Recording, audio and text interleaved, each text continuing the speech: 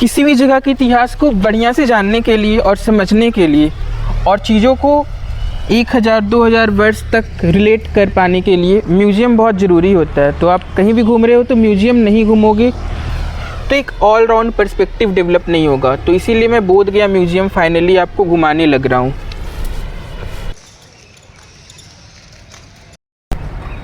Museum में आते के साथ सबसे पहले मेरी नज़र पड़ी है पिक्चर गैलरी पर। ऐसे घूम कर आएंगे बोध गया में इनलाइटनमेंट तक का सफ़र पूरा, और Mahabodhi temple.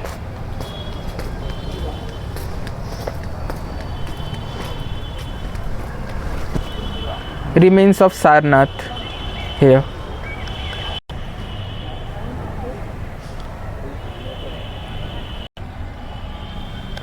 Let's start what's inside the museum. और यहाँ पर ब्रेल लिपि में भी बहुत सारी इंक्रिप्शंस हैं। भूमि स्पर्श मुद्रा में बुद्ध की प्रतिमा यहाँ पे। एक बार में जो नोटिस हो रही है मुझे, वो एक विष्णु जी की वाराह अवतार की प्रतिमा 9 to 10 सेंचुरी एडी में खिजर सराय गया से ये प्रतिमा मिली थी।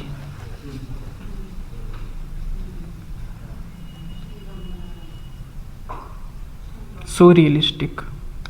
यहाँ पर बहुत सारे पिलर्स भी हैं, एंशिएंट पिलर्स म्यूज़ियम में, जो इसको काफ़ी अलग बनाती है।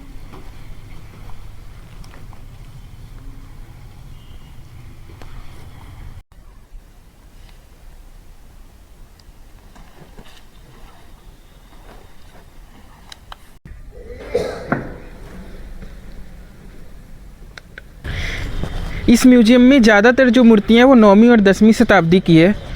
मुझे सबसे पहले तो उमा महेश्वर की जो मूर्ति है वो 9वीं शताब्दी में बनी हुई है, वो बहुत अच्छी लगी देखकर।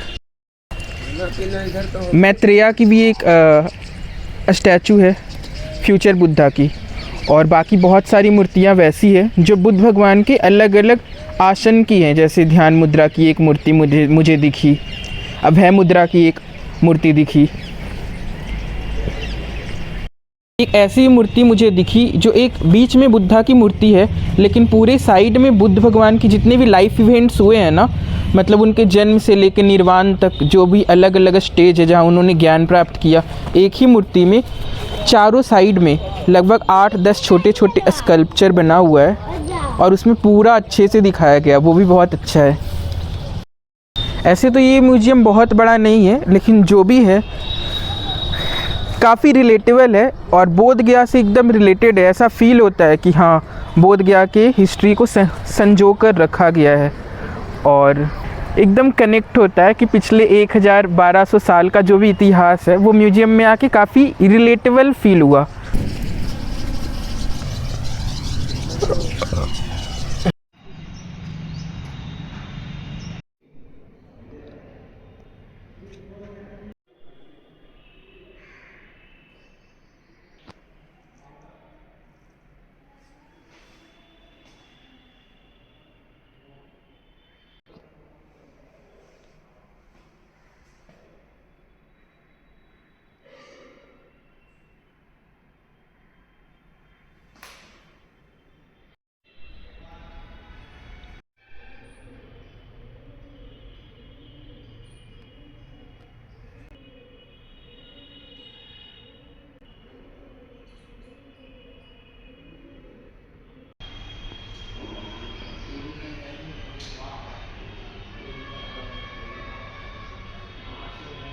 गया शहर श्राद्ध के लिए प्रसिद्ध है, और जो श्राद्ध की परंपरा है उसमें जो भी अलग अलग रिचुअल्स होते हैं, उस रिचुअल पे 10-15 झांकी बनाई गई है गया म्यूज़ियम में। आप देखिए, श्राद्ध कर्म में जो मुंडन होता है उसको दर्शाया गया इसमें। इस झांकी में ये दिखाया जा रहा है कि श्राद्ध कर्म कौन कर सकता है। इस झांकी में दिखाया जा रहा है कि श्राद्ध कर्म कहाँ किया जा सकता है।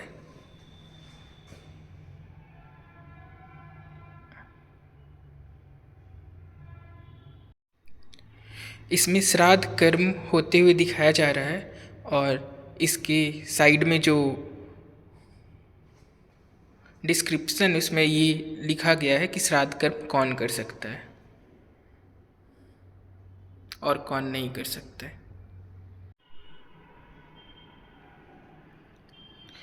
इस झांकी में ये दिखाया गया है कि गया शहर में पूरे के पूरे 9 जगह पे श्राद्ध हो सकते हैं।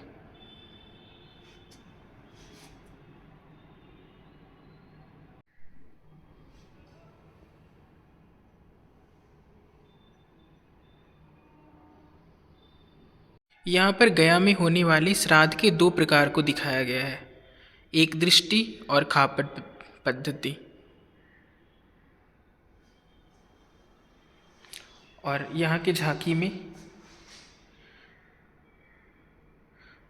अलग अलग लोकेशन पे ये पद्धति में जब लोग श्राद्ध कर्म करते हैं उनकी झलक दिखाई गई है।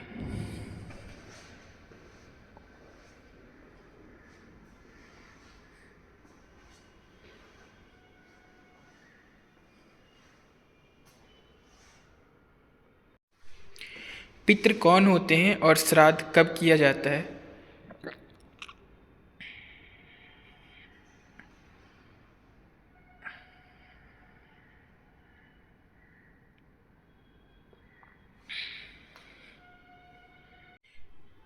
पिंड क्या होता है और तर्पण क्या होता है, इस झांकी में दिखाया गया है। और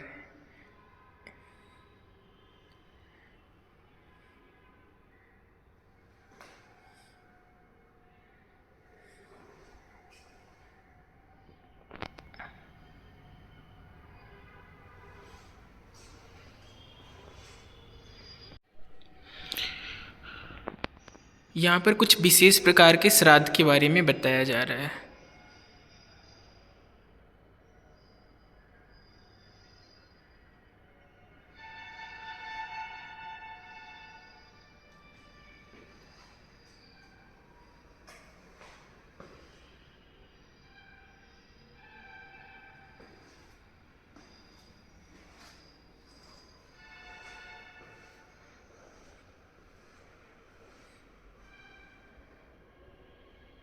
और गया म्यूजियम में आकर जो यहाँ का श्राद्ध कर्म है उसके बारे में जो विस्तृत जानकारी दी गई है झांकी के द्वारा, ये देखकर लग रहा है कि गया म्यूजियम के अंदर एक जान भर दिया गया है।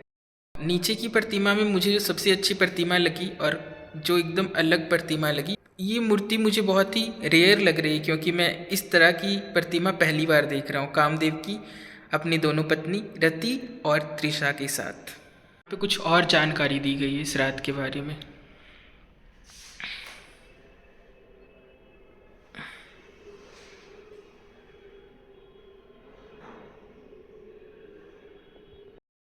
एक सिमिलैरिटी है दोनों ही म्यूजियम में कि गया म्यूजियम में भी और बोध गया म्यूजियम में भी बुद्ध की अलग अलग आसन में बहुत सारी कलाकृतियाँ मौजूद हैं।